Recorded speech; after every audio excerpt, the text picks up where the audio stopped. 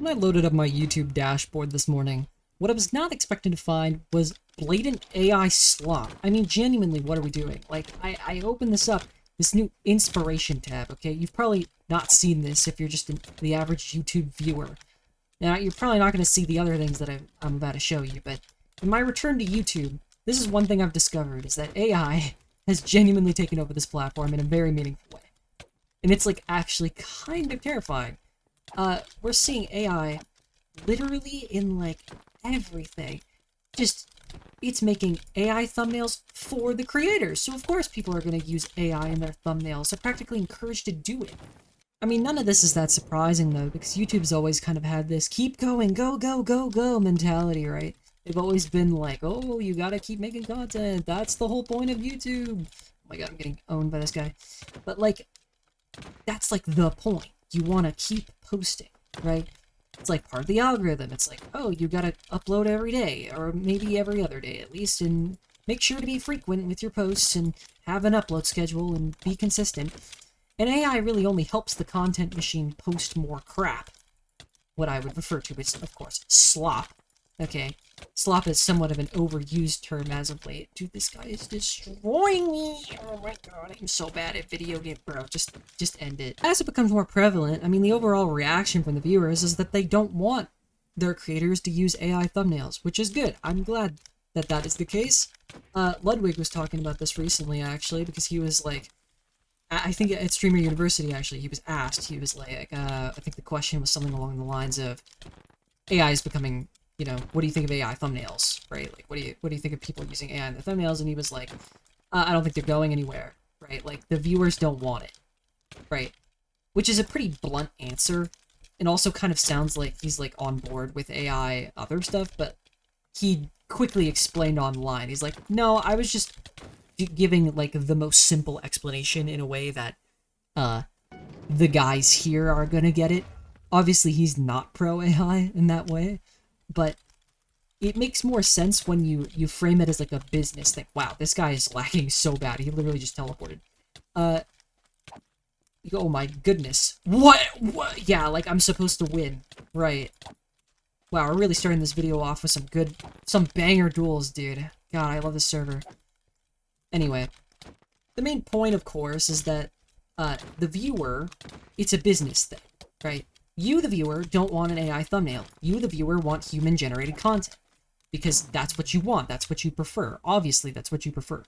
The worst part is that people are actually watching AI content. You know, I see you, the viewer, you want human-generated content, but that's not a universal principle.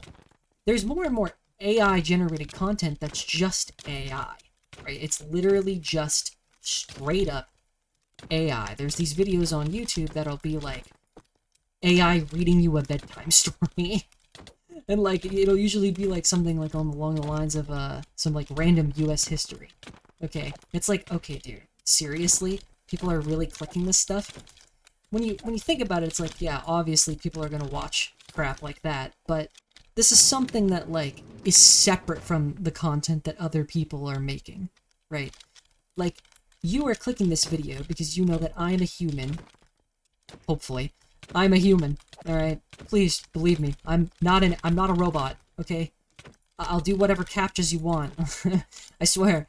But, oh my god, we're both terrible. That was awesome. We just ran around each other like little goobers. But ultimately, it doesn't really matter because most viewers want human-generated entertainment, okay? That's the big thing. You know, whatever you're watching at night, you can watch whatever you want, man. If you want to get put to bed by an AI that's reading you U.S. history from World War II, I mean, knock yourself out. But what I find more concerning is the direction that we're sort of just rapidly running towards, which is, what happens when the AI is so good that it's pretty much indistinguishable from a normal thumbnail? And that eventuality is something that is actually scary, because at that point, we're gonna have AI just completely making, you know, whatever entertainment slop, and you won't even realize it's AI.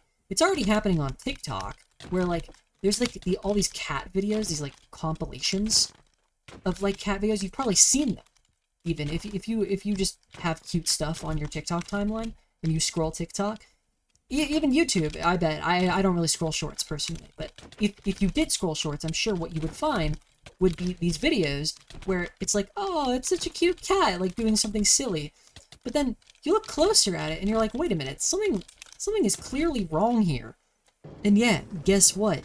It's AI generated. Wow, that's crazy. It's like, how many more of them are AI generated? I don't really know, because it's getting really hard to tell the difference. I've seen a lot of you've probably actually seen memes about this. There's a popular meme, I'll go find it, I'll put it on the screen. It's literally just like, you know, huh, seeing a lot less AI lately. Nice. Wait a minute, I'm seeing less AI lately.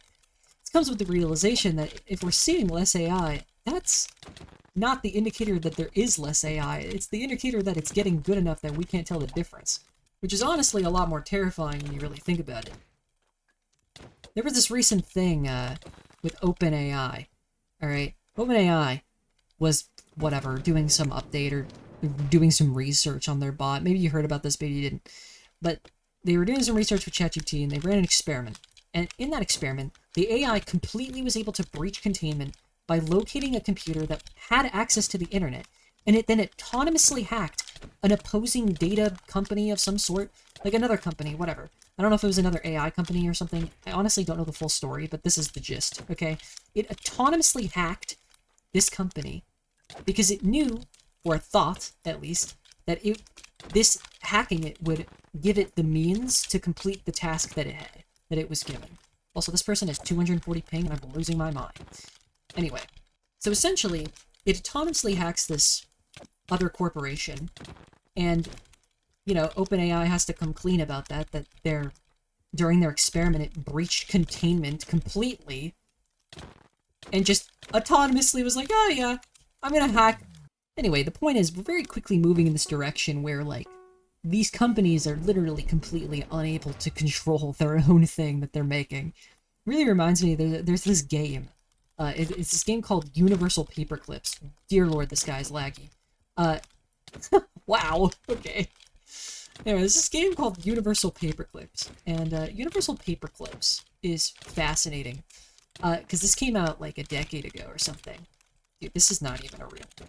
Get me out of here. But in Universal Paperclips, you play as an AI, funny enough, and this AI is tasked with the goal of producing paperclips at a company. That's your one goal. It's the one thing that you're programmed to do, is make paperclips. And of course, it's a thought experiment game, but it's also it's one of those clicker idle games like Cookie Clicker, except it has an end and a story. So what happens is, over time, you scale up and start producing more and more paperclips, until eventually, you aren't allowed any more raw material. So you produce mind control facilities to mind control all of humanity into giving you more materials to make paperclips with, because that's your goal. And if you can't make paperclips, well, you're not fulfilling your purpose, so there must be something wrong, right? So you keep making paperclips until eventually you build rockets, you build spaceships, and intergalactic travel to go travel out beyond the Earth to collect more resources to make paperclips. Which is a hilarious concept, and I think it's actually pretty apt, because, you know, all this AI stuff, it's scary not because we're going to have, like, a Terminator situation where it, like, goes rogue and just starts, like, assassinating people. It's not going to happen, right? That's not how that's going to work. What could happen, however, is an eventual timeline where the AI gets, you know, unable to complete a task perpetually, and goes in a loop where it just starts, like, you know, like this GPT situation. Maybe it'll just start hacking random things, bringing down entire subsections of the internet, causing basically irreparable data damage. And, like, kind of a... Oh god, I don't want to lose. Please! Oh, I'm so bad. Eventually causing, like, a sort of irreparable data damage across the internet, and bringing down key components of the web. That could be dangerous. That could be a risk. And obviously, I mean, I say obviously, it's probably not going to happen for a while, but, like, look, we're afraid of AI for a valid reason, but a lot of this stuff is completely out of our control, which I guess is something I also want to talk about. Kind of a point that I just want to make is that, like, we're a very easily distractible society. Things like TikTok, in particular, have made us very distractible, I think. We're we're very distracted from the things that actually matter, or things that, okay, AI matters, right? But it's not something we can directly influence. And because AI isn't something we can actually properly influence, we're very distracted by it as a society and, like, as a whole. There's a lot of things that we should probably be focusing on that matter, like, infinitely more, but we're really focused on this whole AI thing. I'm not saying that's invalid. It's definitely valid. What? This guy's just spam clicking. I'm not saying that's invalid, right? It's fine to be, like, really worried about AI and AI art and AI taking people's jobs, and, like, I'm worried about that too. But there's, like, things that we can probably actually influence, like, I don't know, going outside, doing volunteer work, getting into politics, and trying to help out our, like, our local agencies that can actually change something. I think is maybe the way I should put it. It's a very apolitical way to say it, even though I'm not really an apolitical person online. I mean, you can go on my Twitter, you'll immediately understand what I mean, but whatever. I'm not going to talk about politics on YouTube, that's dumb. But as AI grows and grows and becomes harder and harder to distinguish, I just feel like there is a certain extent where we have to be infinitely more human than we've ever been, especially on the internet. Because we see so many comments every day, and we constantly question ourselves, like, is this AI? I don't know. And honestly, there's a lot of times where I really don't know. And I really do wonder if I'm, like, being duped by something, and it's, like, pretty baffling stuff. And it's just sort of an unfortunate side effect of our current reality, is, like, we don't know. Okay, this guy just rage quit for some reason? Anyway, I'm just worried that we're not focusing on the things that actually matter. Because, like, yeah, I care about AI use, but also, I see a lot of, like, discourse online with people, like, being like, switch to Eco-GPT.